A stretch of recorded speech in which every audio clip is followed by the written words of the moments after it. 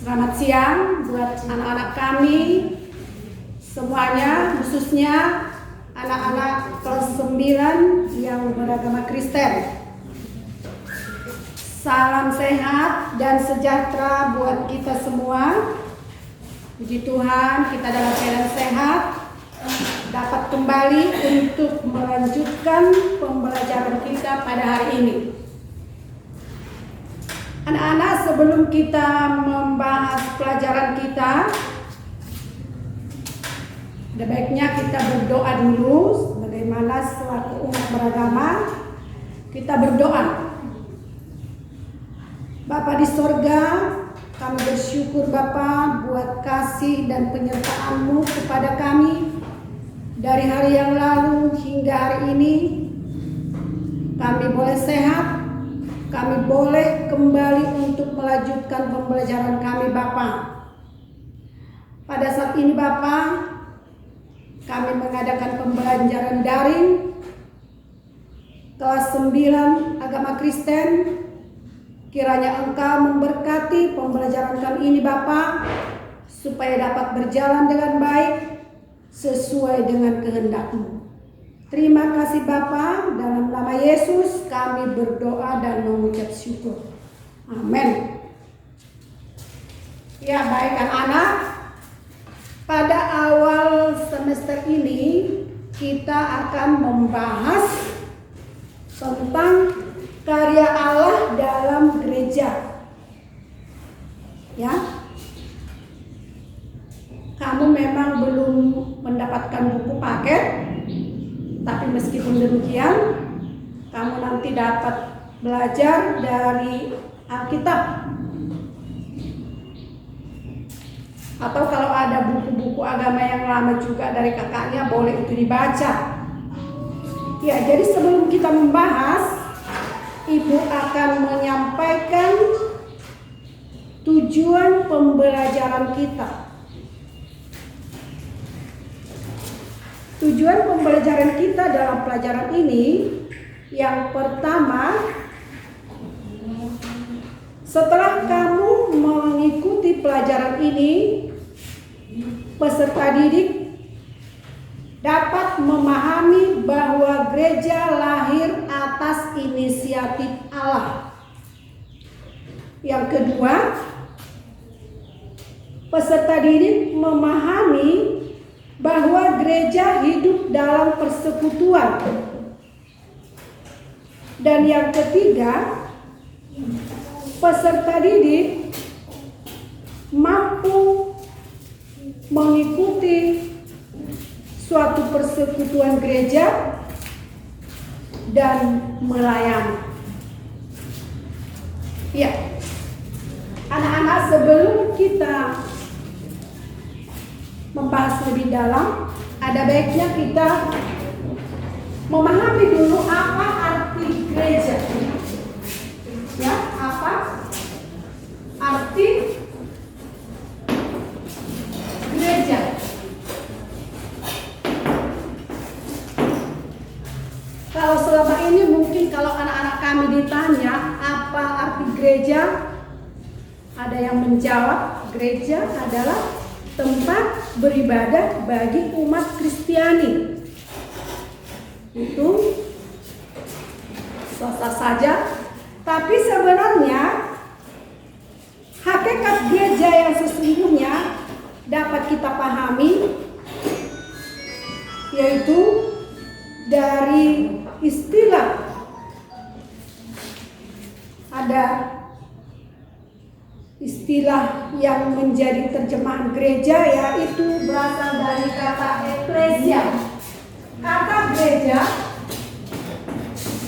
berasal dari kata eklesia dan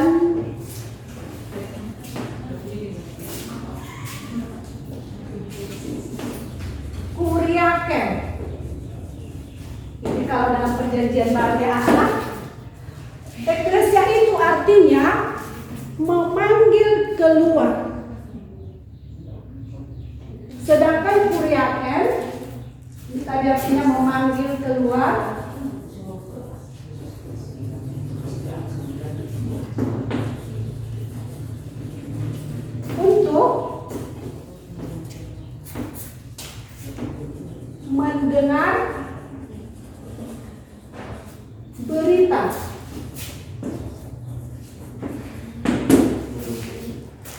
Sedangkan kuriaken yang berarti milik Tuhan.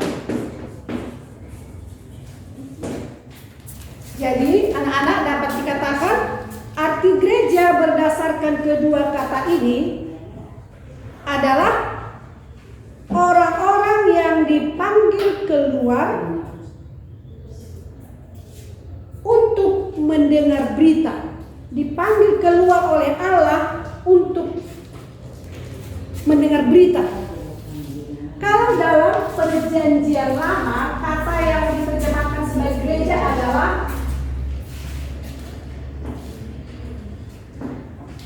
gereja, berasal dari bahasa Spanyol yang artinya adalah umat Tuhan. Umat Tuhan. Boleh kamu buka Alkitabmu dari Yesaya, kitab Yesaya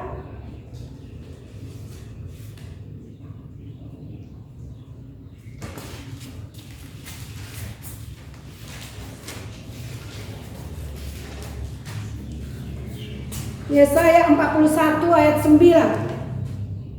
Dikatakan di situ bahwa Allah memanggil umatnya. Atau dalam Yesaya 42 ayat 6 dan juga dalam Yesaya 43 ayat 1. Silakan kamu baca nanti lebih lanjut anak-anak. Dalam ketiga ayat ini disebutkan bahwa pengertian gereja itu adalah umat Tuhan yang dipanggil Allah untuk bersekutu di dalam Yesus Kristus. Ya. Kalau dalam Perjanjian Lama, siapa umat Tuhan itu? Umat Tuhan itu adalah bangsa Israel. Bagaimana proses pembinaan Allah terhadap bangsa Israel? Itu diawali dari pemanggilan Allah kepada Abraham. Dalam Kejadian 12 ayat 1, Allah memanggil Abraham.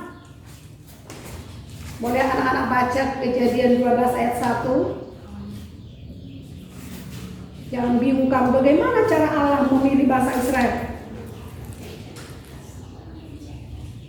Berfirmanlah Allah kepada Abram, pergilah dari negerimu dan dari sanak saudaramu, dari rumah bapamu ini ke negeri yang akan kutunjukkan kepadamu. Ya, itu panggilan Allah kepada Abraham. Kemudian dalam ayat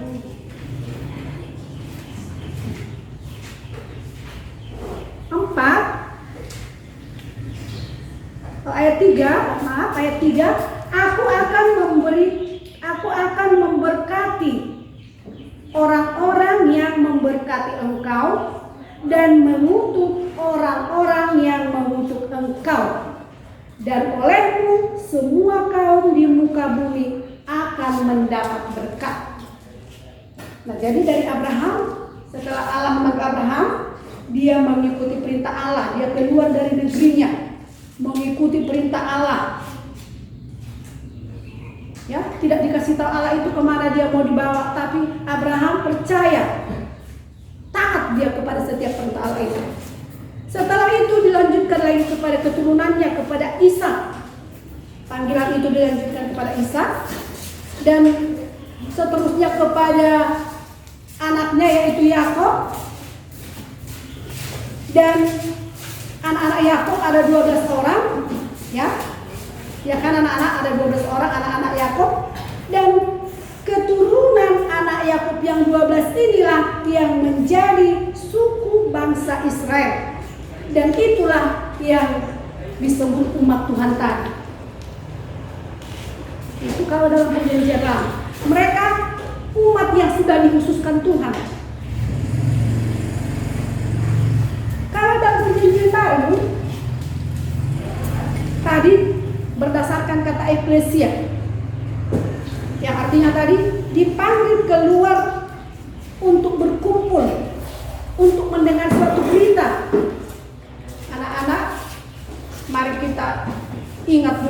kembali ketika sesudah Yesus mati disalibkan, ia bangkit, dan sebelum dia naik ke sorga, Yesus masih di bumi ini. Selama berapa hari dia di bumi ini? 40 hari. Dan pada saat itu Yesus menjumpai murid-muridnya. Boleh kamu lihat dalam Kisah Para Rasul 1 ayat 5.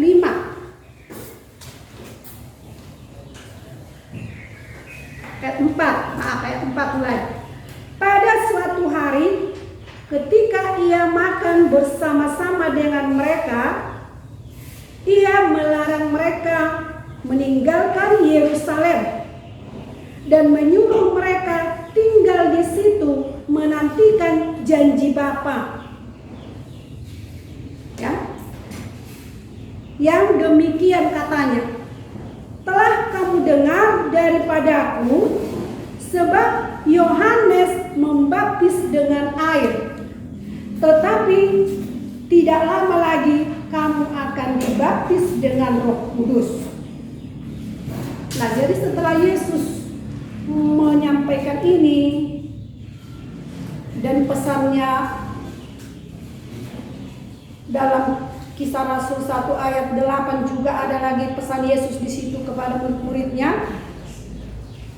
Tetapi ya, dalam Kisah Rasul 1 ayat 8, tetapi kamu akan menerima kuasa kalau Roh Kudus turun ke atas kamu, dan kamu akan menjadi saksiku di Yerusalem dan di seluruh Yudea dan Samaria dan sampai ke ujung bumi. Setelah ini, murid-murid itu menanti-nantikan. Tidak beberapa lama setelah ini Yesus meninggalkan murid-muridnya naik ke sorga. Dan murid-murid itu seperti yang dipesankan Yesus, mereka tidak meninggalkan Yerusalem, mereka tetap berada di sana. Dan pada suatu hari terjadilah janji itu digenapi. Boleh kamu buka dalam Alkitabmu Kisah Para Rasul 2, dimulai dari ayat 1 sampai ayat 13, yaitu Pentakosta.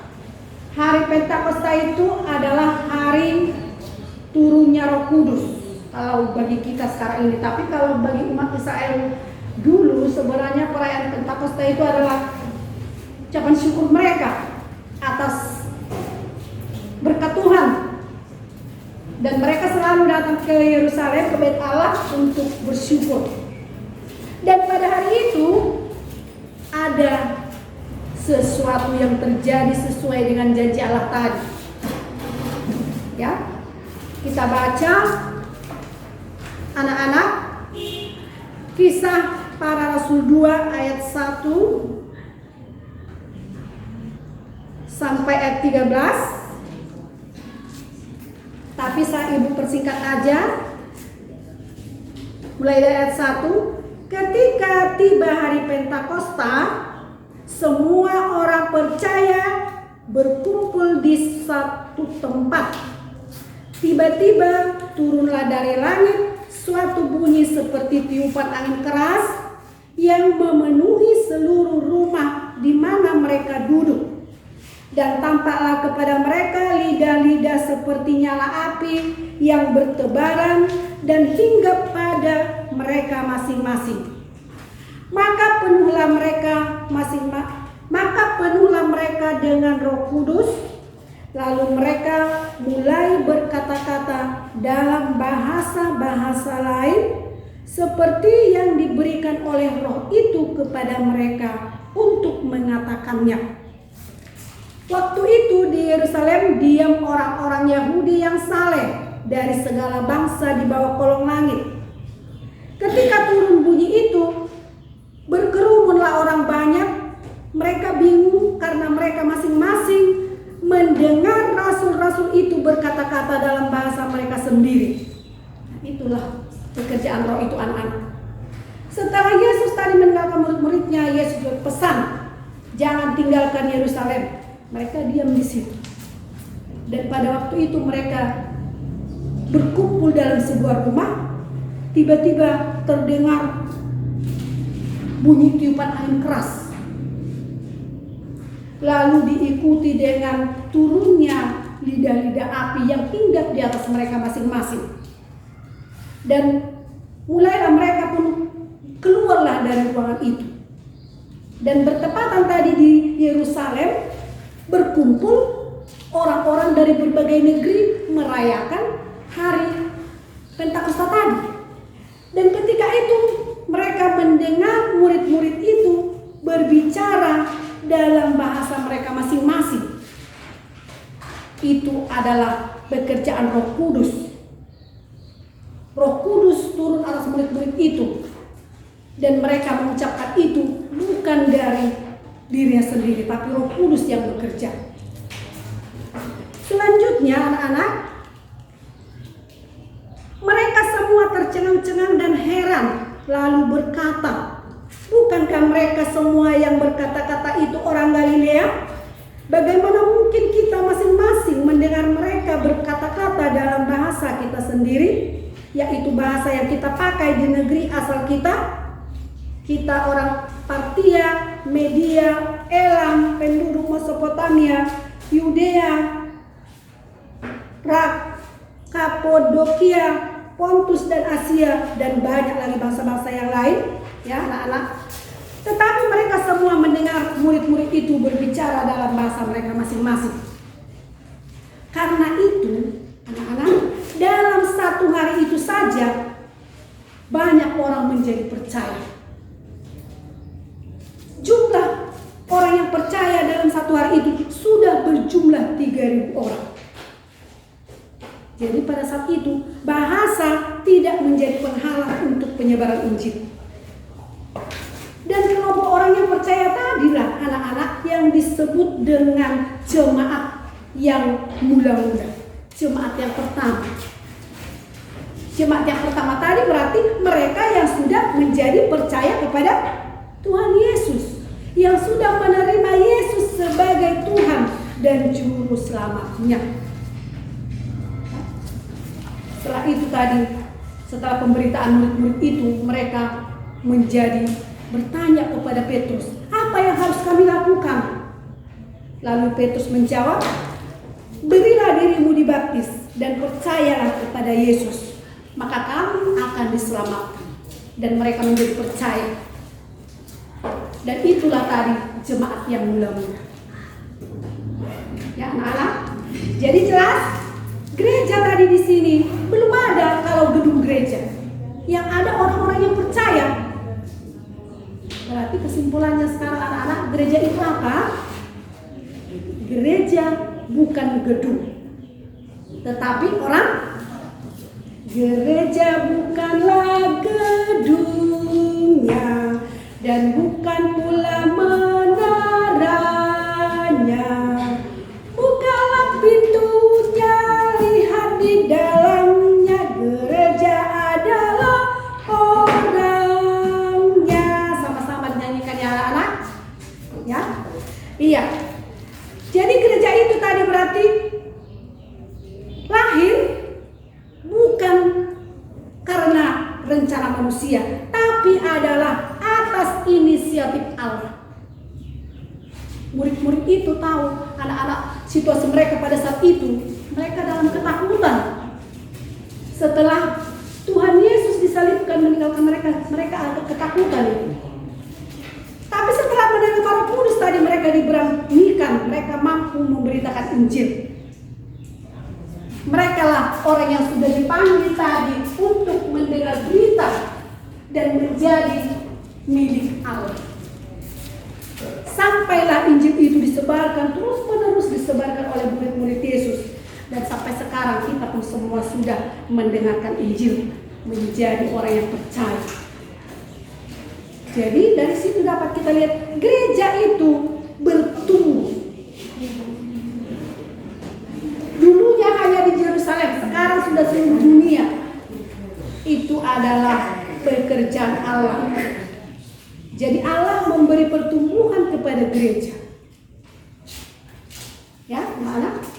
Dan sekarang kamu sudah bisa memahami bagaimana sebenarnya gereja yang layak disebut gereja itu. Tentunya bukan dari gedung yang mewah atau bangunan yang megah, tapi orangnya, bagaimana orang yang di dalam itu dapat hidup sesuai dengan pesan Tuhan Yesus. Bagaimana rupanya kehidupan orang yang sudah dipanggil Tuhan itu? Kalau dalam buku paket kita, gereja disebut umat Tuhan yang baru. Kenapa gereja disebut umat Tuhan yang baru? Kalau umat Tuhan yang dalam perjanjian lama tadi, itu bangsa Israel, mereka hidup di bawah hukum Taurat. Bagaimana yang hidup di bawah hukum Taurat itu? Mereka menilai sesuatu yang benar itu hanya berdasarkan hukum Taurat. Kalau sudah ke gereja, sudah baiklah itu. Kalau sudah tidak bekerja pada hari Sabat, itu sudah baik. Kalau sudah tidak memakan makanan yang dipantangkan, itu sudah baik. Itulah umat Tuhan dalam perjanjian lama yang hidup di bawah hukum Taurat. Tapi kalau dalam perjanjian baru, umat Tuhan yang baru sudah tidak lagi hidup dalam hukum Taurat. Kalau begitu, apa yang menjadi dasar hidup kita? Gereja dalam perjanjian baru ini adalah kasih. Ya. Gereja yang benar-benar layak disebut gereja itu adalah gereja yang hidup dalam kasih. Walaupun kita rajin ke gereja setiap minggu, bahkan kadang-kadang ada yang 3 kali seminggu barangkali ke gereja ya anak-anak, tapi kalau tidak ada kasih itu tidak layak disebut gereja. Tapi harus benar-benar hidup kita berlandaskan kasih seperti Tuhan Yesus juga yang hidupnya dalam kasih. Tuhan Yesus sudah mengasihi kita. Anak-anak semua mengimani itu. Yesus sudah mati, rela mati di kayu salib demi untuk menyelamatkan kita dari kuasa dosa. Itu menunjukkan kasihnya yang besar. Jadi kita juga sebagai pengikutnya, orang yang percaya kepadanya harus hidup mengasihi. Karena gereja itu memang merupakan suatu persekutuan. Gereja adalah persekutuan tadi, tidak satu orang yang dipanggil. Awalnya memang dari Abraham, tapi akhirnya berkembang. Dalam persekutuan itu, yang namanya bersekutu, tentunya harus ada sifat menghilangkan keegoisan baru dapat bersekutu. Kalau tidak ada yang mau menghilangkan sifat keegoisan, tidak dapat bersatu. Hanya kadang-kadang ada gereja itu yang tidak bisa bersatu, terjadi perpecahan karena masing-masing mempertahankan egonya. Jadi kalau kita yang hidup berlandaskan kasih harus dapat menerapkan itu supaya bisa terjalin persekutuan tadi. Persekutuan dengan sesama orang seiman dan juga persekutuan dengan Tuhan. Kita tidak hanya bersekutu dengan sesama saja, tapi juga dengan Tuhan. Dan bukan kita bersekutu untuk melakukan hal-hal yang tidak baik dan onaran, tapi bersekutu untuk mewujudkan pelayanan dan kasih. Itulah tugas gereja. Jadi anak-anak, kalau kamu mau menjadi gereja yang benar-benar, kamu harus mengikuti persekutuan dan harus dapat menunjukkan pelayanan kasih dalam hidupmu. Itu yang menjadi identitas selaku orang Kristen, pengikut Yesus, selaku gereja. Ya. Jadi ada beberapa kesimpulan yang dapat kita ambil dari pelajaran kita hari ini anak-anak. Pertama tadi, gereja bukan gedung, melainkan orangnya. Kedua, gereja lahir atas inisiatif Allah. Kita juga Allah yang memilih kita, memanggil kita, memilih kita menjadi orang Kristen. Maka syukuri itu. Tidak semua mungkin orang yang mendapat kesempatan. Yang ketiga, gereja hidup dalam persekutuan. Makanya kita harus bersekutu setiap hari Minggu ke gereja. Jangan seperti pernah ada teman saya bertanya, saya tidak suka pergi ke gereja pada hari Minggu, katanya. Kenapa? Saya tanya. Karena ada orang yang tidak saya suka di gereja itu. Jadi tidak ke gereja. Bagaimana kita menjalankan perintah Tuhan?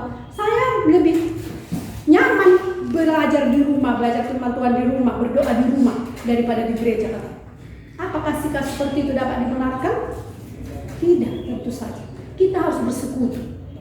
Walaupun tadi ada yang tidak baik di situ, disitulah peran kita tunjukkan. Kita harus dapat mengajak, memancarkan terang kita kepada orang-orang yang tadi yang kita anggap tidak benar. Disitulah peran kita melayani tadi. Dengan kasih, jangan memaksakan. Jadi begitu anak-anak, itu kesimpulannya. Sehingga kamu mampu menjadi gereja yang melayan. Ya. Jadi demikian anak-anak penjelasan yang dapat Ibu sampaikan pada kali ini. Karena waktu kita sangat singkat. Nanti boleh lagi kamu baca. Tadi selanjutnya dalam Kisah Para Rasul 2 ayat 1 sampai 47. Boleh kamu baca anak-anak ya. Itu tugas kamu. Kamu dapat nanti memahami bagaimana terbentuknya gereja itu dan bagaimana cara hidup gereja itu. Dan kalau ada nanti hal yang belum dipahami, anak-anak boleh bertanya ketika saya nanti memberikan tugas. Ya, tugas kamu anak-anak tadi membaca Kisah Rasul pasal 2 ayat 1 sampai 47. Menceritakan lahirnya jemaat yang mula-mula. Dan materi kita untuk minggu depan adalah tentang tugas panggilan gereja. Kamu pelajari juga apa yang menjadi tugas panggilan gereja. Sebelum kita mengakhiri pelajaran kita anak-anak, kembali kita mengucap syukur kepada Tuhan, kita berdoa. Kita berdoa. Bapa di sorga, segala puji syukur kami naikkan kehadirat-Mu Bapa, atas segala rahmat-Mu yang menyertai kami. Kami dapat mengadakan pembelajaran kami dengan baik hari ini. Biarlah firman-Mu yang sudah hamba-Mu sampaikan Tuhan, dapat mereka cermati, dapat menjadi pelajaran bagi mereka, sehingga mereka dapat menjadi gereja yang benar-benar melayani. Kami percaya Tuhan yang akan mewujudkan itu. Dan untuk kegiatan kami berikutnya Tuhan, biarlah Tuhan yang memberkati kami, berikan kesehatan kepada kami, kepada anak-anak kami, berikan juga hati mereka untuk mau membuka pikirannya untuk menerima pelajaran dari guru meskipun melalui daring. Bapa di sorga, ampuni juga segala dosa dan pelanggaran kami Bapa, agar kami layak untuk menerima segala kasih karunia yang sudah Engkau sediakan buat kami. Terima kasih Bapa, dalam nama Yesus Kristus kami berdoa. Amin.